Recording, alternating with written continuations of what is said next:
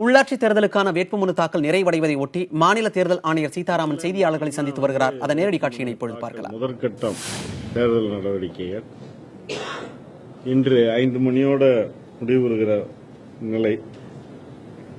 ஏற்கனவே 2,82,000 மனுக்கள் தாக்கல் ஆயிருந்து. வெள்ளிக்கிழமை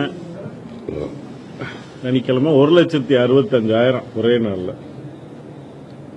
2011 பொறுத்த மட்டுக்கும் 4,23,000 மனுக்கள் கடைசியில் வேட்பாளர்கள் போட்டி களத்தில் இருந்தாங்க.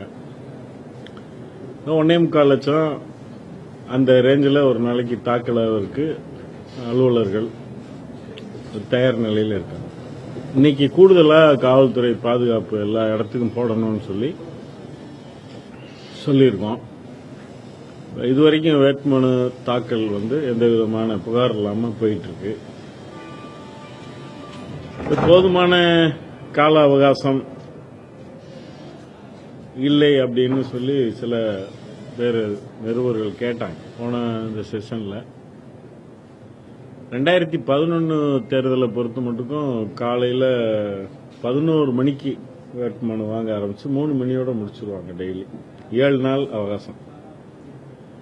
இப்ப அது 4,23,000க்கு அந்த 7 நாள் அவகாசம்னா ஒரு நாளைக்கு 60,000 மனு தாக்கலாம். அந்த 60,000 மனுவும் 5 மணி நேரத்தில் தாக்கலாம். உணவு இடைவேளை இல்லாம போனா ரொம்ப சிரமமான காரியம்ன்றதுனாலதான் தேர்தல் விதிகளை அமெண்ட் பண்ணி திருத்தம் பண்ணி காலையில 10 மணிலிருந்து இப்ப 5 மணி வரைக்கும் சொன்னோம். 7 மணி நேரம் இப்ப அவகாசம். சுருக்கமா சொல்ல போனாக்க ஒரு நாளைக்கு 3 மணி நேரம் கூடுதலா கிடைக்குது மனு தாக்கல் பண்றோம். கடந்த தேர்தல்களை காட்டிலும் நடப்பு தேர்தலில் 7 நாளைக்கு 3 மணி நேரம், ஒரு நாளைக்குன்னா 21 மணி நேரம் எக்ஸ்ட்ரா வருது.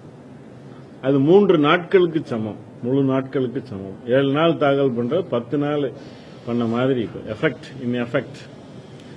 சோ கம்ஃபர்டபுளா தான் இருக்கு தேர்தல் ஆணையம் கருதுகிறது. இது ஒரு விஷயம். அடுத்து கட்சி அடிப்படையிலான பதவி தேர்தல்கள், கட்சி அடிப்படை அல்லாத பதவி தேர்தல்கள் அப்படின்னு 2 வகையா பிரிக்கிறோம். நம்ம ஊராட்சி மன்ற தலைவர், சிற்றூராட்சி, கிராம ஊராட்சி, அப்புறம் வார்டு உறுப்பினர். இது அவர் கட்சி அடிப்படை அல்லாமல் அதுக்கான வாக்குச்சீட்டுகள்லாம் தமிழ்நாடு மாநில தேர்தல் ஆணையம் தான் தயார் பண்ணுது. 6 கோடி வாக்குச்சீட்டு தயார். பட்டுவாடாவுக்கு உத்தரவு இன்னைக்கு போட்டாச்சு.